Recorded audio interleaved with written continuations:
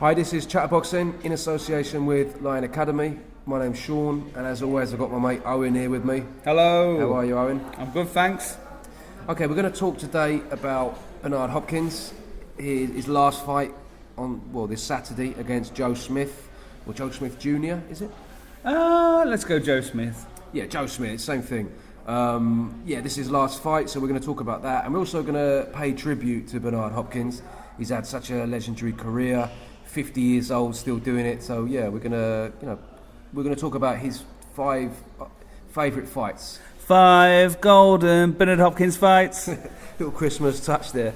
All right, so let's start with the for the fight. Joe Smith. We don't really know that much about him. Nobody does really well, apart from he probably doesn't know that much about himself. To be fair, No, not at this level. he beat Fonfara. Good win. We know that Fonfara's a very good fighter.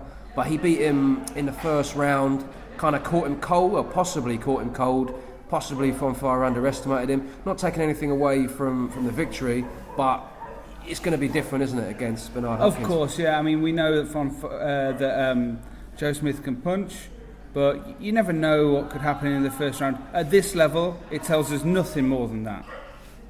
So he's going to go in there really wanting to make a name for himself. Bernard Hopkins, arguably, I mean, people can debate this, obviously, it's all a matter of opinion, arguably the best fighter of our era. I mean, I'm not saying I think that, but I've certainly heard other people... he's in the discussion, isn't he? He has to be. I've certainly heard other people say that, and I wouldn't dismiss that.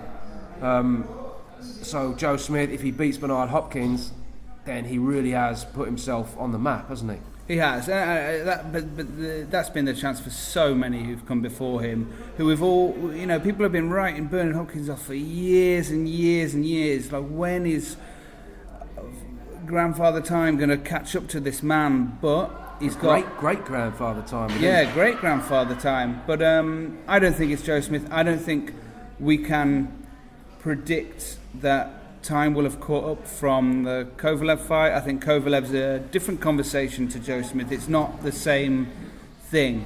I hope not, personally. I mean, I like Joe Smith, nothing against him, but after the career that Bernard Hopkins has had, it would be nice for him to go out on a high. I think so, anyway. It's a goodbye fight, and it's a nice goodbye fight. I'd love to see him get a knockout if I could. He's fantastic. I doubt that will happen, to be honest. He's a big, strong bloke, isn't he, Joe Smith? And Hopkins won't be taking risks in his last fight, so It's not going to be, Corrales Castillo, but I think it's worth tuning in. Please, everybody, tune in. Yeah, I'm going for Hopkins on points. I think that's the most likely outcome. Me too. I don't think there'll be knockdowns. Even really? No. Realistic. Right, well, let's get into it. And then let's talk about, you're obviously a massive Bernard Hopkins fan. I am. So let's do your top 5 Bernard Hopkins fights. Number 1, Felix Trinidad, September 19th, 2001. I might be wrong, but I know it was the weekend after the September 11th attacks. I remember he threw away the Puerto Rican flag. He did, he did that kind of classic stuff. But he got chased out of the stadium by a bunch of... That was part of his plan, and that was his mind games. Yeah, it was brilliant at it. And I read a journalist who put it perfectly. He said this fight was less fight than recital. It was like a dance recital, perfectly timed, perfectly choreographed.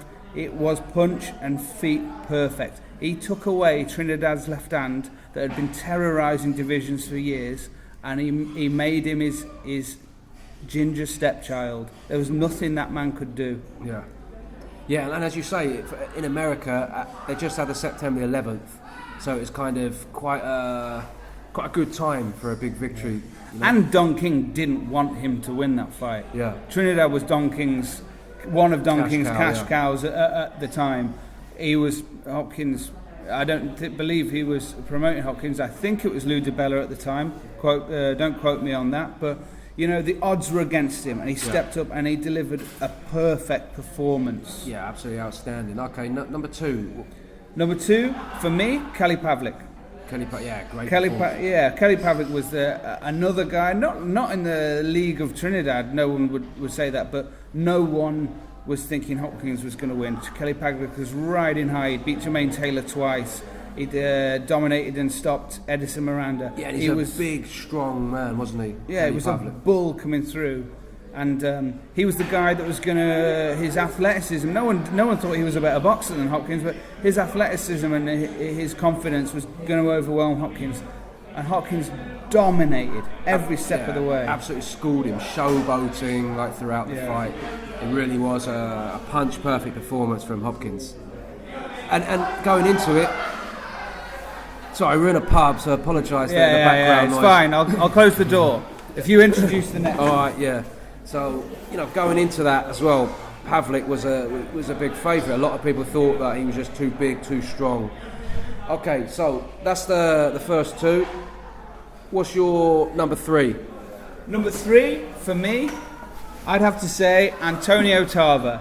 Because again, he moved up, and Tarver was still considered dangerous. He was a southpaw, he'd stopped Roy Jones, and Hopkins took away his whole game plan. And that's one of the things that people don't realise about Hopkins. He said, fighting a southpaw is like fighting yourself in the mirror. And he schooled that man. He taught people about boxing that night. He was making moves where I was like, oh shit, I kind of understand this sport in a way. Yeah. In the way that I don't understand I truly understand when I'm watching the technique that Roy Jones or Pacquiao or Mayweather are pulling off. Hopkins was textbook again. Yeah, just meticulous. That's one thing you can say with Bernard Hopkins. Literally never put a foot wrong. Exactly. He's brilliant. All right, so 3. Let's go into number 4. Number 4 for me, De La Hoya, because it was the big stage. Yeah. And it took a great different finish. Great finish. Yeah, great finish. Oscar De La Hoya, never got stopped with one punch like that again. No. He got overwhelmed. That guy could take a punch, but Hopkins soaked up what he had to, boxed his way in, and dominated exactly like he should on the very big stage.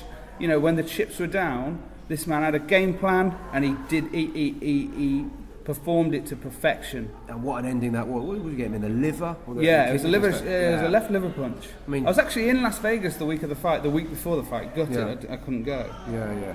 All right, so that's the number 5. Number 5. I thought long and hard about this one, but I'm going to go. A lot of people will disagree, but I'm going to go with the Glenn Johnson stoppage. And the reason I'm going to go with the Glenn Johnson stoppage is because this was Hopkins as a much younger man, but he's fighting a guy who nobody ever could stop. Nobody ever could stop. I mean, if we're looking at Hopkins and we think, he's this kind of cagey. So people want to say Hopkins is some kind of cagey, pitter-pat puncher. He stepped it to Glenn Johnson. The only way you could possibly stop Glenn Johnson is by stepping right to him and giving it what you've got. And that doesn't sound like the Bernard Hopkins we know from kind of Howard Eastman on, where he's getting a little bit older, and he's showed that versatility in his career that people don't sometimes give him credit for, I think. No, he's adapted, hasn't he? Like as he needed to change his game plan, he could do that without too much problem. I'd say the John Pascal win would be up there as well. Yeah, it's got to be. Again. Just because you say like Trinidad, Hopkins, a couple of people have said, they're welterweights coming up. John Pascal was a big, strong man in his prime, young, and Hopkins, he was doing press-ups between, do you remember that? And they'd already drawn. Yeah. And Hopkins got knocked down twice. I always remember him doing press-ups between rounds. Yeah, just it was to brilliant. Say, look, I'm 40, how old was he then? Like 46, 47? No, yeah, he must very, have been very 46. old. And he's fighting a young man who's just a real tank of a man. Yeah. And he's just there sort of doing press-ups between rounds. Just an absolute... It's. I've always said this about some certain fighters. Enjoy him while you can, and I think he's been one of them. Gave Joe Calzaghe a very controversial win, that really. Yeah, I mean, that was. I personally thought that Calzaghe won, but a lot of people don't. Yeah, it was a very, very close fight. I thought Calzaghe won, and the only thing that could defeat Hopkins over the course of his career, the only thing that defeated Bernard Hopkins was lightning speed. Yeah. Lightning, Jermaine Taylor, Calzaghe, Roy Jones speed. And if you didn't have that, and that's truly all-time speed, I think, for all of them, Jermaine Taylor included, if you didn't have that, you didn't have a chance against Hopkins. And all of those losses, with the exception of Sergei Kovalev, and he really was 49, really past his best against a very dominant champion, big, strong, probably one of the best in the world right now. They're all very, very close and debatable. I mean, the Jermaine Taylor fights, the Joe Calzaghe. I thought he won the first Jermaine Taylor fight. I thought he won that, and I'm biased, but I've watched it back and I stand by it. And you know, he's always said Roy Jones clearly beat him in the first fight, which he did. But yeah, he was kind of, I say young, he wasn't young, but he was, in terms of his career, he was quite young, wasn't he? And growing. And he's just a testament to hard work, discipline. Well, that's the thing that stands out for me. I mean, I saw an interview with him once, and he was saying that literally for the last 20 years, he's gone to bed, 10 o'clock, boom, he's in bed. Just total discipline, total dedication. He came out of prison, I think he did about, 10 years in prison. He came out on parole. In America, where, without wanting to get too political, we know that the justice system is very harsh, where basically if you fart in public, you get like 20 years in some places. Odds on, you're not going to become the best middleweight champion of all time. Yeah, so in that situation...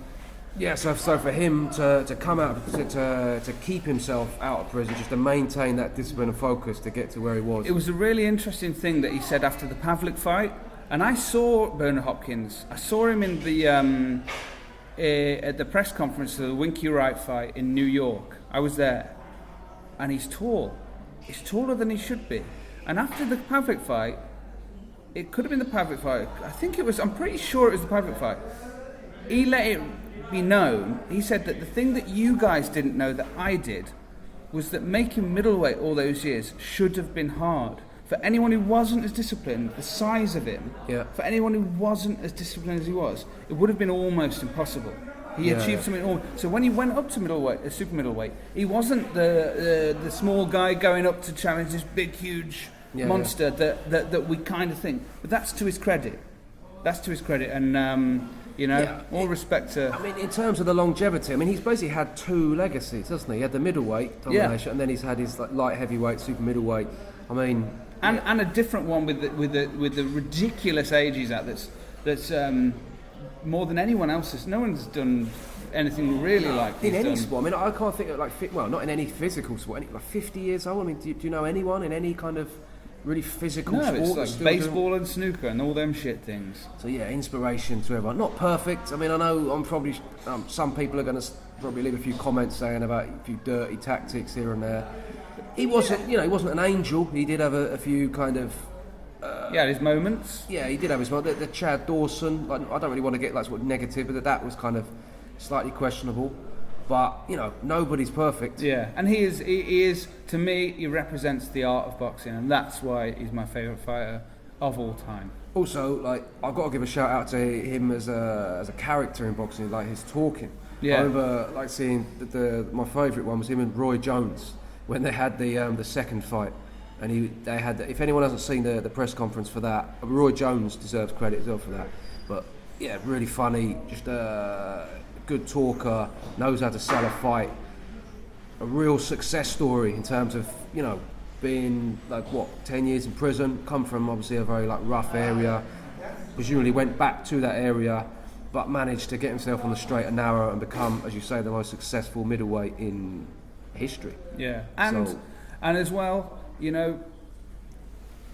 if everyone goes over to listen to the podcast we did about Chris Eubank Jr., Sean made a really good point about it being in some cases a bad idea to go out on your own and book the system and think you know everything. That can fail, but Bernard Hopkins is an example of when it worked. He booked the trend at every turn, and I think he's changed the game because of it. Yeah. So, all credit, Bernard Hopkins. Oh, absolutely, mate. What a great career he had. Bernard Hopkins, the executioner, we salute you. So to everyone out there, thank you very much for listening, and we'll see you next time.